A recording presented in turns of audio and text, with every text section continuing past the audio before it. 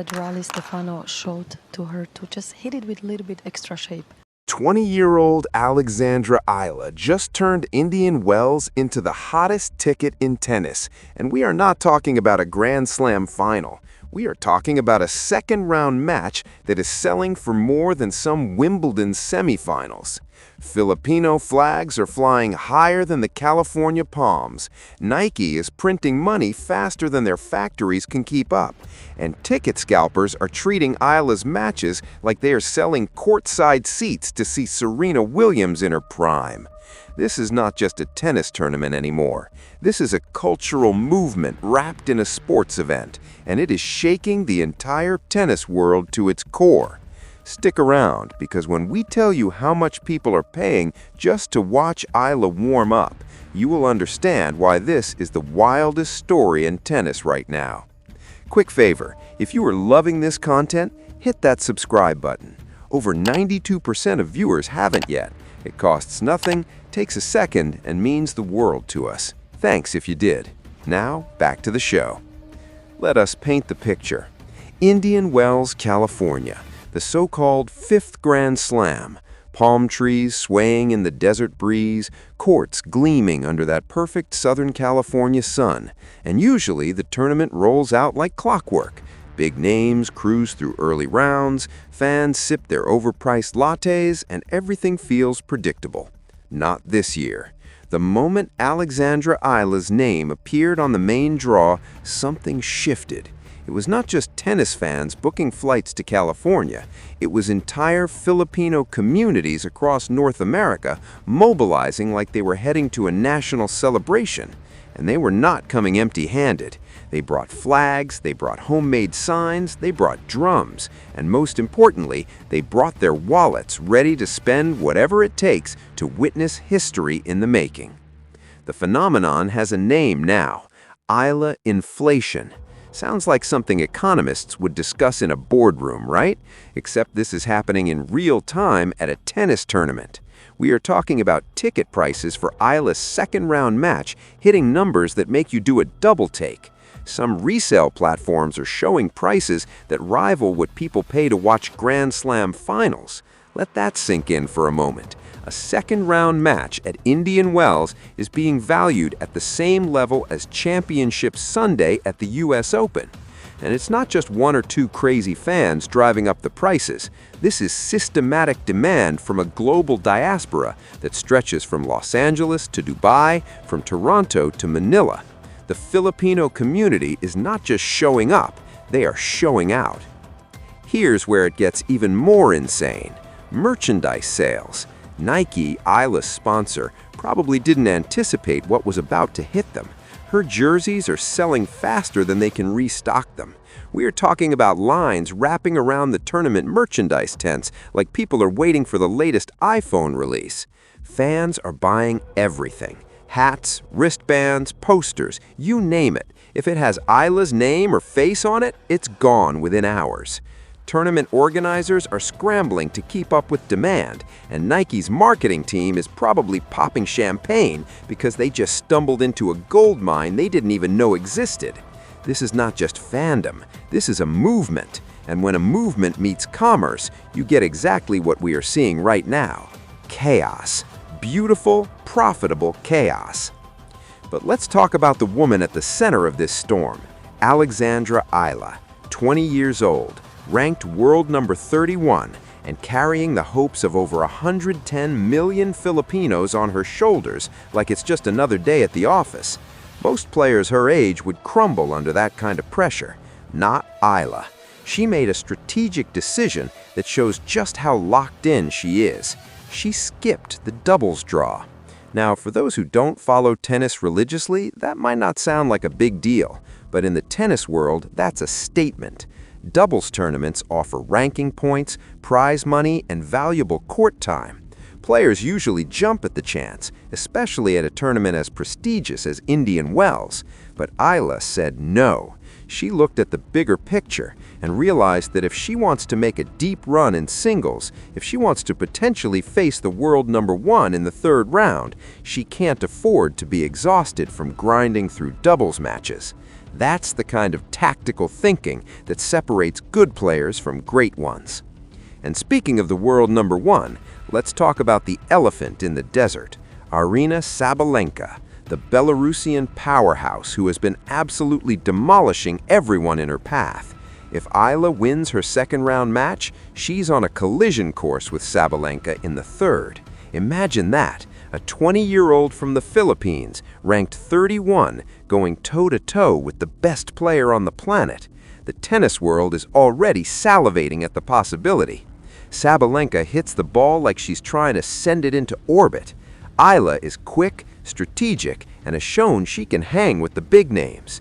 If this match happens, ticket prices are not just going to skyrocket, they're going to enter the stratosphere. We're talking about a match that could sell out faster than a Taylor Swift concert. And the narrative writes itself. The established superstar versus the rising icon. Power versus finesse. Experience versus hunger. But here's the thing. Eala is not just some feel-good story. She's not just the underdog everyone wants to root for. She's legitimate. Her ranking didn't come from luck or wild cards. She earned it by grinding through the tours, winning matches, and proving she belongs on the same court as the world's elite. Her game is well-rounded. She's got the speed to cover the court, the shot-making ability to hurt opponents, and most importantly, she's got the mental toughness to handle high-pressure situations. And trust us, if there is one thing playing in front of thousands of screaming Filipino fans will test, it's mental toughness. The noise, the expectations, the weight of representing an entire nation. Most players would fold. Eala is thriving. Let's zoom out for a second and talk about what this really means. Southeast Asian representation in tennis has been, let's be honest, pretty much non-existent at the highest levels. You can count the number of Southeast Asian players who have cracked the top 50 on one hand.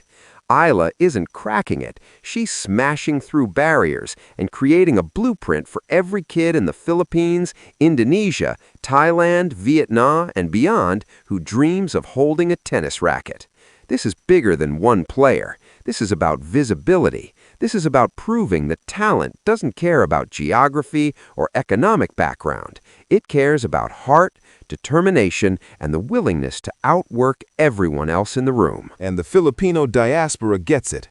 They understand that Eala's success is not just about tennis. It is about pride. It is about seeing someone who looks like them, who comes from where they come from, standing on a global stage and refusing to be intimidated. That is why they are flying across the country to watch her play. That is why they are paying ridiculous prices for tickets. That is why they are buying every piece of merchandise they can get their hands on. Because when Eala steps onto that court, she is not just representing herself. She is representing every Filipino who has ever been told they do not belong in certain spaces. Every immigrant who has fought to make a name for themselves in a new country. Every dreamer who has been underestimated because of where they are from. Now let us talk about Nike for a second, because they are the real winners in all of this from a business perspective. They signed Eala before she became this massive phenomenon. Smart move. Now they're watching their investment pay off in ways they probably did not even project. Every time Eala walks onto a court, she is a walking billboard for the brand. Every time a fan buys her jersey, that is money in Nike's pocket. Every time she wins a match and the crowd goes wild, that is brand exposure you cannot buy with traditional advertising. Nike has always been good at spotting talent early and riding the wave. They did it with Serena Williams, with Rafael Nadal, with so many others. But Eala's story is different because it is tapping into a market that has been largely ignored by tennis sponsors. The Filipino community is massive, loyal, and willing to spend money on athletes they believe in. Nike just unlocked a demographic that their competitors are probably kicking themselves for missing. But back to Indian Wells. The tournament itself is loving this. Are you kidding? The organizers are probably walking around with permanent smiles on their faces. Sold-out matches, record merchandise sales, global media attention. This is every tournament director's dream scenario.